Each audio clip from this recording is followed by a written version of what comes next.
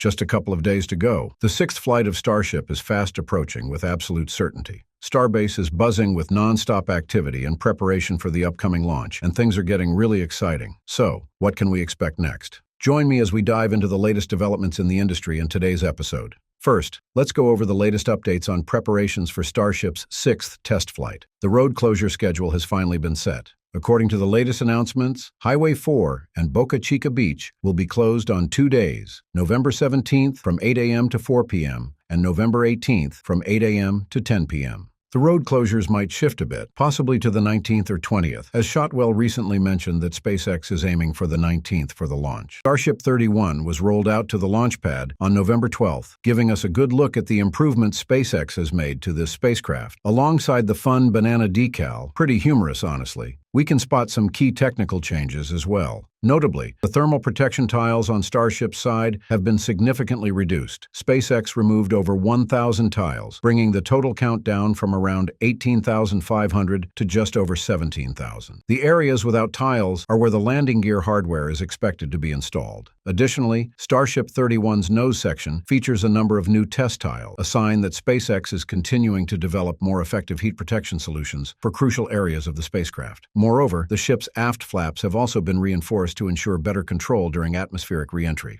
After a quick return to the high bay, S-31 was brought back to the launch pad that same evening. With SpaceX confirming on X, Starship moved to the pad at Starbase in advance of our sixth flight test. And Elon Musk added, Starship Flight 6 coming up soon. Ship 31's companion, Booster 13, has also undergone a rigorous series of tests. It began with its rollout to the launch pad on October 22nd for engine testing, followed by an environmental pressure check on October 23rd, and then completed a static fire test on October 24th. It was placed on the orbital launch mount on November 14th after it underwent essential grid fin control tests. The 2 stages are now fully stacked on the Orbital Launch Mount, OLM. Now both stages of Starship are only a few integration tests away from readiness. This process includes multiple stacking and detacking cycles, a crucial check for the precision of connections between the booster and the spacecraft. Next up is the wet dress rehearsal. And finally, the Flight Termination System, FTS, will be installed, leading to the final step, launch. So what can we expect from Flight 6? According to SpaceX's official announcement, the 30-minute launch window opens at 4 p.m. Central Time. With this launch timing, Starship 31 is expected to land at dawn in the target area, around 6 a.m. local time, an exciting change from previous flights. Typically, SpaceX has chosen to have re-entry and landing occur at night. Darkness allows engineers a clearer view of plasma events during re-entry, as plasma forms when the spacecraft collides with atmospheric molecules at extreme speeds, generating massive heat and a distinctive ionization effect. In the dark, these phenomena are easier to observe and analyze. However, this time, SpaceX has opted for a dawn landing. This shift suggests that the priority is now moving from studying plasma effects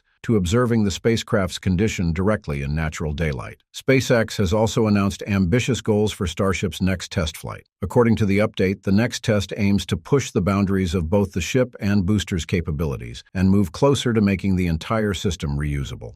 For the Super Heavy booster, SpaceX is fine-tuning the ability to catch the rocket at the launch site, building on the success of its first catch. The team has made several key upgrades. They've added redundancy to the propulsion systems, reinforced critical structural points, and, crucially, reduced the time it takes to vent fuel after a successful catch. Alongside hardware improvements, the mission development team has also thoroughly updated the software controls and performance criteria for both launch and booster recovery. Flight 5 almost ended in an explosion due to a misconfigured parameter, and the team has taken valuable lessons from that experience. SpaceX has now implemented a strict safety protocol for catching the booster.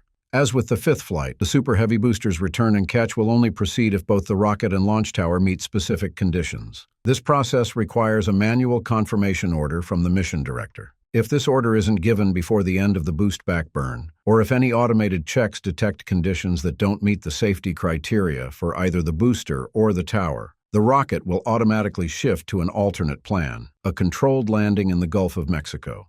As SpaceX stated, "We accept no compromises when it comes to ensuring the safety of the public and our team, and the return will only take place if conditions are right." For the Starship spacecraft, SpaceX's primary goal is to test the capability of restarting the Raptor engines in space. Unlike the Super Heavy booster, which has a relatively short 7-minute mission, Starship itself needs to undertake a much more complex and extended journey. So far, Starship has yet to complete a full orbital flight. Returning it to the launch point at Starbase would require flying over either Mexican territory or the U.S. mainland. This is why, for Flight 6, SpaceX will focus on Starship's ability to restart its Raptor engines in space. When a spacecraft can reliably restart its engines multiple times during an orbital journey, it unlocks the potential for complex maneuvers, approaching and docking with other spacecraft, making real-time orbit adjustments, and executing major orbital changes, all necessary steps for future interplanetary missions. Alongside engine testing, SpaceX will also conduct a series of trials on the heat shield and upgraded control systems for atmospheric re-entry, targeting the Indian Ocean as the re-entry zone. Notably, Starship Flight 6 will be the last flight of the year and the final farewell for the Block 1 version. Starship Block 2, expected to debut on Flight 7 early next year, will bring groundbreaking design upgrades. This version will stand a ring taller than Block 1, expanding the fuel tanks to increase payload capacity to orbit. Most notably, its aerodynamic system has been redesigned to enhance resilience and control during re-entry, optimizing flight performance under all conditions. SpaceX is placing high expectations on Flight 6. Every bit of data gathered will provide invaluable insights for refining the hardware and software systems in Starship Block 2. Just 2 days to go until Starship's spectacular displays are set to unfold. So are you ready for that? While SpaceX gears up for Starship's 6th flight, its biggest competitor, Jeff Bezos's Blue Origin, is also in the final stages of preparing for a major milestone, the maiden flight of their New Glenn rocket. Recently, Blue Origin shared a remarkable image showing for the first time both stages of New Glenn fully assembled at their facility near NASA's Kennedy Space Center,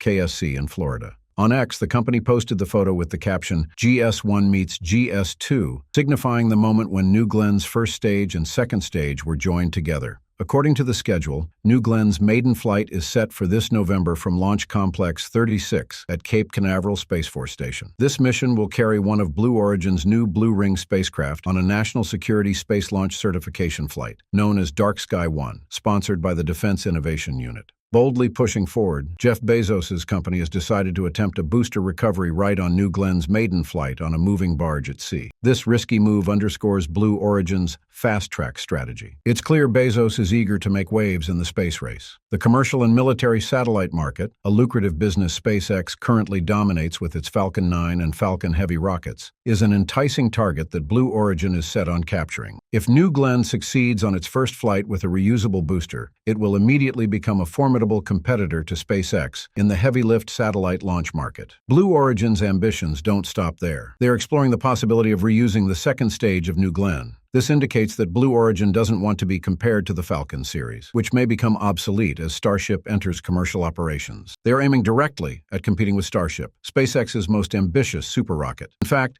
SpaceX has built a solid foundation of experience with the Falcon series and Dragon spacecraft before developing Starship, a gradual journey from walking to running. In contrast, Blue Origin is attempting to leapfrog, skipping intermediate steps to try and catch up with its competitor. Well, the next few days promise to be exciting ones, marking critical milestones for both giants in the private space industry.